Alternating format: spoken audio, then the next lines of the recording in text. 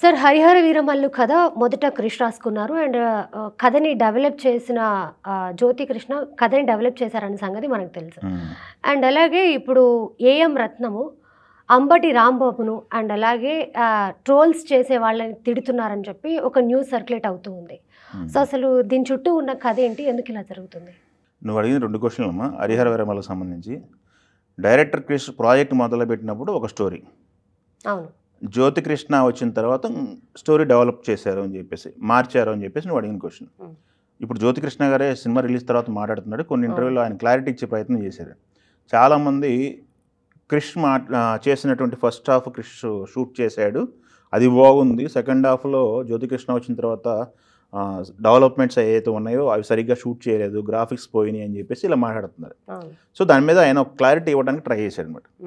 Krish shoot చేసింది, క్రిష్ అసలు first Kohinoor సంబంధించిన కథ అది. దాన్ని ఒక ఫన్ వేలో, ఎంటర్టైన్మెంట్ వేలో చెప్పాలని చెప్పి క్రిష్ ట్రై చేశారు. అది అసలు ఫస్ట్ కథ ప్రాజెక్ట్ సెట్ అయింది. దాంట్లో షూట్ చేసింది ఎంత షూట్ చేశారు క్రిష్ ఉన్నప్పుడు, ఫస్ట్ ఒక యాక్షన్ బ్లాక్ ఉంటుంది, ఆ యాక్షన్ బ్లాక్ షూట్ చేశారు, మనం చూసాం ఆ సినిమాలో. దాని తర్వాత కరోనా వచ్చింది, first wave. Corona first wave వెళ్ళిన తర్వాత మళ్ళీ షూట్ స్టార్ట్ చేశారు, ఇంకొక యాక్షన్ బ్లాక్ షూట్ చేశారు. దాని తర్వాత మళ్ళీ సెకండ్ వేవ్ వచ్చింది. సెకండ్ వేవ్ వచ్చి రావడంతో చాలా గ్యాప్ వచ్చింది. పవన్ కళ్యాణ్ గారు పొలిటికల్గా టర్న్ అయ్యారు. సో ఆయన మిగతా సినిమాలు కమిట్ అవ్వటం వల్ల వాటితో వీటికి దీనికి సమయం కేటాయించలేక ఈయన ప్రాజెక్ట్ నుంచి బయటికి వెళ్ళారు. సో ఆయన చేసింది, క్రిష్ గారు చేసింది జస్ట్ 2 యాక్షన్ బ్లాక్లు చేశారని చెప్పి ఆయన చెప్తున్నాడు. కథ వేరే కథ తీసుకొచ్చారు. బట్ నేనైతే ఎంటర్ అయిన తర్వాత ఈ కథలో మార్పులు చేశాను. కథలో మార్పులు చేసి ఇప్పుడు మీరు చేసిన సినిమా ఏదో ఉందో అది మొత్తం కూడా నా సబ్జెక్టే. అది కథలో మార్పులు చేశాను. సీజీ వర్క్ అంటారా, టైం సరిపోలేదు, పవన్ కళ్యాణ్ గారు టైము ఎక్కువ కేటాయించలేకపోయారు. సో అవుట్పుట్ అలా వచ్చింది. మీరు సినిమాలా చూడండి తప్ప ఏయో 2 సీక్వెన్స్లు గ్రాఫిక్స్ వరస్ట్గా ఉందని చెప్పి సినిమా మొత్తాన్ని ఆపాదించడం, సినిమా మొత్తం కూడా బాగాలేదని ప్రచారం చేయడం ఎంతవరకు కరెక్ట్ అని చెప్పి జ్యోతి కృష్ణ గారు మాట్లాడుతున్నారు. సో అది ఒక జ్యోతి కృష్ణ గారు ఇచ్చినటువంటి క్లారిటీ. ఇంకొకటి వచ్చేసి అంబటి రాంబాబు సినిమా రిలీజ్ ముందు ఆయన ట్వీట్ వేశారు, ఏఎం రత్నం గారికి మంచి కాసులు వర్షం కురవాలి, పెద్ద హిట్ అవ్వాలని చెప్పేసి. అప్పుడు కూడా డిస్కషన్ జరిగింది, అదేంటి వైసీపీ సంబంధించినటువంటి వ్యక్తి రోజు పవన్ కళ్యాణ్ తిడతారు, అట్లాంటిది హిట్ కావాలని కోరుకుంటున్నారు ఏంటని చెప్పేసి చాలా డిస్కషన్ అయింది. అందరూ అనుకున్నారు ఈయన వ్యంగ్యంగా వెటకారంగా ఆయన ట్వీట్ వేశారు అని చెప్పేసి. కొంతమంది అనుకున్నారు లేదులే సిన్సియర్గా ట్వీట్ వేసి ఉంటారు అని చెప్పి కొంతమంది మాట్లాడారు. బట్ ఇప్పుడు అది రిలీజ్ తర్వాత ఆయన ఒక రివ్యూ చేశారు.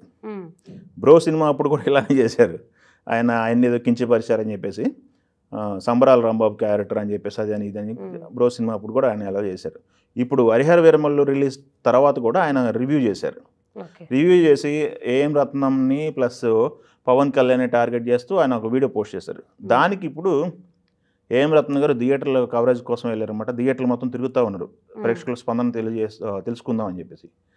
మీడియా వాళ్ళ క్వశ్చన్కి అంబటి రాంబాబు గురించి టాపిక్ అంటే, అంబటి రాంబాబు నా గురించి మాట్లాడాడు కాబట్టి నేను మాట్లాడాల్సి వస్తుంది, యాక్చువల్గా అయితే నేను ఎవరి గురించి మాట్లాడాలనుకోలేదు అని చెప్పేసి, అసలు ఆయన రోడ్ల మీద డ్యాన్స్లు వేసుకుని ఆయనకి ఏం తెలుస్తుంది, ఇక్కడికి వచ్చి సినిమా తీయమానండి, మా బాధలు కష్టాలని మాకు తెలుస్తాయి, 5 years ట్రావెల్ ఇది, రూపాయి కొట్టుబెట్టుకొని చేస్తున్నాము అని చెప్పేసి ఆయన మాట్లాడడం జరిగింది. ఆయనతో పాటు ట్రోల్ చేసే ప్రతి ఒక్కరికి కూడా కౌంటర్ ఇవ్వడం జరిగింది.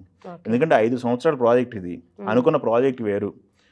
హీరో గారు ఈ సినిమాకి తర్వాత వేరే 2 సినిమాలు కంప్లీట్ చేస్తే ఆయన పాలిటిక్స్లోకి వెళ్ళారు. 5 సంవత్సరాల నుంచి ఆయన డేట్ల కోసం వెయిట్ చేశారు, డైరెక్టర్ వెళ్ళిపోయారు. సో కొడుకును పెట్టుకుని ప్రాజెక్టు గట్టెక్కించి రిలీజ్ చేశారు. అఫ్కోర్స్ ఆయన పాయింట్ ఆఫ్ వ్యూలో ఆయనకు కొన్ని స్టోరీస్ ఉంటాయి. సో మనం ఏదైతే ఇప్పుడు థియేటర్లో చెప్తున్నారో ఆ థియేటర్లో 2 సీన్లు పోయినాయని చెప్తున్నారు, విఎఫ్ఎక్స్ బాగాలేదని ట్రోల్ చేస్తున్నారు, అవన్నీ కూడా తీసేటేశారు, కట్ చేస్తారు. దాదాపు 10 to 15 minutes కటింగ్ అయిపోయింది సినిమా. రీలోడెడ్ వర్షన్ నడుస్తుంది ఇప్పుడు అని చెప్పేసి వాళ్ళు చెప్తున్నారు. కాబట్టి అధికారికంగా ఎక్కడా కూడా ప్రకటన ఇవ్వలేదు వాళ్ళు. ప్రీమియర్స్ పడ్డ తర్వాత వచ్చిన టాక్ ఇదనమాట. సినిమా అంతా ఒక ఎత్తు, ఆ రెండింటి గురించి ఎక్కువ మాట్లాడారు.